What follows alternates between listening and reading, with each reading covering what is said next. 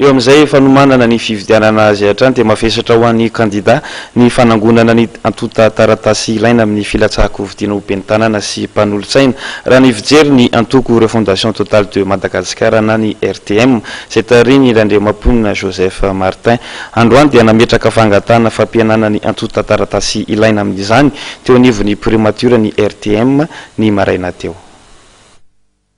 Mangataka fanafoanana amin'ny fandoavan'ny candidat Tsianas ny 211 bis izay anisan'ny taratasy takiana amin'ny filatsahako vidiana ho ben'ny tanàna sy mpanolotsaina ny minisitra teo aloha Randriamampoina Joseph Martin filohan'ny refondation totale de Madagascar na ny RTM. Mitaky ihany koa ny fampienana ho herinarina ariary hatramin'ny ray hetsy ariary ny antoka alohan'ny candidat ity mpanao politika ity. Ny commune rehetra ankoatra ny renivohim-paritany enina miampy Antsirabe no natakin'ny antoko RTM amin'izany. Tokony foanana zany ny fandoavana ny 211 bis io ho an'ny olona izay tsy anasa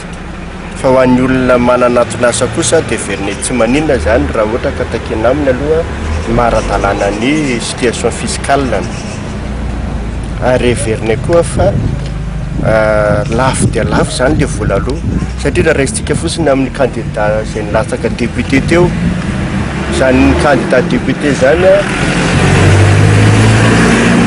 dia ao anatina district anankiray mety misy commune 7 ka hatramin'ny 270 efatretsy ariary mony zany nalohany